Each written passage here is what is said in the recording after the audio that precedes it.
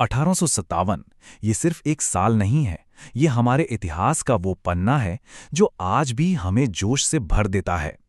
विद्रोह, हिम्मत और आज़ादी की वो पहली बड़ी लड़ाई। लेकिन क्या आपको पता है, इतिहास के इस शोर में कुछ सबसे बहादुर आवाजें कहीं दबसी गईं। तो आज हम उन वीरांगनाओं की कहानी सुनेंगे जिन्होंने उस विद्रोह की आग को अपनी तलवारों से रोशन किया था। ये पंक्तियां हम सब ने सुनी है ना? सुभद्रा कुमारी चौहान की ये कविता मानो झांसी की रानी लक्ष्मीबाई के साहस का दूसरा नाम बन गई है। सोचिए, एक ऐसी रानी जिसने अकेले ही दुनिया के सबसे बड़े साम्राज्य को चुनौती दे डाली।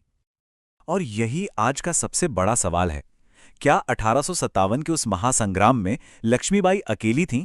या फिर इतिहास के पन्नों में कई और नायिकाओं की कहानियां भी हैं जिन्हें हम शायद भूल गए हैं? इस सवाल का जवाब जानने के लिए हमें थोड़ा पीछे चलना होगा। हमें उस चिंगारी को समझना होगा जिसने पूरे देश में आग लगा दी थी। आखिर ऐसा क्या हुआ कि रानियों से लेकर आम महिलाओं तक ने अपने हाथों में तलवारें उठा लीं? इसका जवाब उस वक्त की राजनीति में छिपा है। तो ये थी वो चिंगारी, डॉक्ट्रिन ऑफ लैप्स। सुनने में यह सिर्फ एक कानून लगता है ना? लेकिन ये कानून रानी लक्ष्मीबाई जैसे कई शासकों के लिए एक सीधी चुनौती थी। ये सिर्फ एक राजनीतिक चाल नहीं थी, नहीं, ये उनके सम्मान, उनकी विरासत और उनके वजूद पर एक सीधा हमला था। और इस हमले का, इस चुनौती का सबसे मुंहतोड़ जवाब देने के लिए सामने आई झांसी की रानी लक्ष्मीबाई। ये सिर्फ तारीखें नहीं हैं, ये एक महिला के निजी जीवन में आए तूफानों की कहानी है जो बाद में एक राजनीतिक विद्रोह में बदल गई। सोचिए, पहले अपने बेटे को खोना, फिर पति को, और उसके बाद अपने ही राज्य को खोने का खतरा। इन्हीं मुश्किलों ने मणिकर्णिका तांबे को इतिहास की सबसे साहसी रानी, झांसी की रानी लक्ष्मीबाई बनाया। और उन्होंने वही किया जो एक सच्ची लीडर करती है। ब्रिटिश दबाव के आगे वो झुकी नहीं। उन्होंने ऐलान कर दिया कि वो अपनी स्वतंत्रता के लिए लड़ेंगी। ये सिर्फ एक घोषणा नहीं थी, ये एक प्रतिज्ञा थी, अपने लोगों से, अपनी मातृभूमि से। लेकिन ये सिर्फ ऐलान नहीं था, ये तैयारी थी। उन्होंने एक पूरी सेना खड़ी की, किले की रक्षा के लिए तोपें बनवाईं, और सबसे कमाल का काम जो उन्होंने किया, अपनी सेना की कमान महिलाओं के हाथों में सौंप दी। सुंदर, मुंदर, काशीबाई, मोतीबाई, ये नाम इस बात का सबूत है कि ये लड़ाई सिर्फ एक रानी की नहीं थी, बल्कि झांसी की हर महिला की लड़ाई थी। और हाँ, उस लड़ाई में लक्ष्मीबाई अकेली नहीं थी। उनके साथ कंधे से कंधा मिलाकर लड़ने वाली कई और वीरांगनाएं थीं, जिनकी कहानी जानना हमारे लिए बहुत जरूरी है। इनमें से एक बहुत ही खास नाम है झलकारी बाई। वो सिर्फ एक सैनिक या सलाहकार नहीं थीं, उनकी शक्ल हूबहू रानी लक्ष्मीबाई से मिलती थी। और आपको पता है, यही समानता युद्ध के मैदान में उनका सबसे बड़ा हथियार बनने वाली थी। हुआ यूं कि जब अंग्रेजों ने किले की दीवारें तोड़ दीं, तो लगा कि अब सब खत्म। तभी एक कमाल की योजना बनाई गई। झलकारी भाई ने रानी के कपड़े पहने और ब्रिटिश सेना का सामना करने के लिए मैदान में उतर गईं।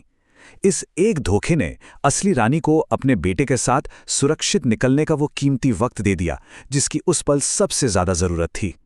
ये सिर्फ बहादुरी नहीं थी, ये एक शानदार रणनीति थी। जब वो पकड़ी गईं और ब्रिटिश जनरल को असलियत पता चली, तो झलकारी बाई डरी नहीं। जानते हैं उन्होंने क्या कहा? मार दे गोली, मैं प्रस्तुत हूं। ये शब्द उनकी निडरता और अपने लक्ष्य के प्रति उनके अटूट समर्पण को दिखाते हैं।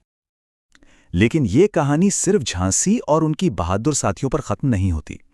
1857 का विद्रोह एक बहुत बड़ा आंदोलन था, जिसमें हर तबके की महिलाओं ने अपनी अपनी तरह से योगदान दिया। ये लड़ाई पूरे देश में लड़ी जा रही थी। अवध में बेगम हजरत महल ने लखनऊ से अंग्रेजों को खदेड़ दिया। रामगढ़ की रानी अवंतीबाई ने अपनी एक बड़ी सेना बनाई। कानपुर में अजीजन बेगम, जो पेशे से एक नर्तकी थीं, उन्होंने महिलाओं की एक टुकड़ी बनाकर जासूसी का काम किया। देखिए, ये नाम हमें बताते हैं कि ये विद्रोह सिर्फ राजाओं का नहीं था, ये रानियों का था, नर्तकियों का था, तपस्विनियों का था। ये भारत की हर उस महिला का विद्रोह था जो एक ही चीज के लिए लड़ रही थी, आजादी। तो इन सभी कहानियों का मतलब क्या है? ये हमें 1857 के बारे में क्या बताती हैं?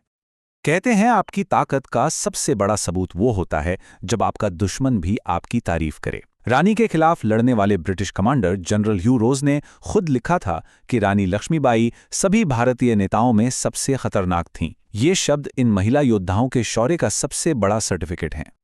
और ये सब उन्होंने सिर्फ 23 साल की उम्र में कर दिखाया। जब रानी लक्ष्मीबाई शहीद हुईं तो वो सिर्फ 23 साल की थीं। सोचिए, इतनी कम उम्र में उन्होंने जो विरासत बनाई वो आज भी हमें प्रेरणा देती है। आखिर में इन महिलाओं की कहानियां हमें इतिहास को एक नए नजरिए से देखने पर मजबूर करती हैं। 1857 सिर्फ कुछ सिपाहियों का गुस्सा नहीं था, नहीं, ये एक राष्ट्रीय संग्राम था जिसमें पुरुषों के साथ महिलाओं ने कंधे से कंधा मिलाकर अपनी आजादी की पहली बड़ी लड़ाई लड़ी। तो ये सवाल आज हमारे लिए है, जब हम सिर्फ झांसी की रानी को नहीं बल्कि झलकारी बाई, अवंती बाई, अजीजन बेगम और उन अनगिनत वीरांगनाओं को याद करते हैं जिन्हें भुला दिया गया, तो 1857 की हमारी समझ कैसे बदल जाती है और ये हमें हमारे इतिहास के बारे में क्या सिखाता है।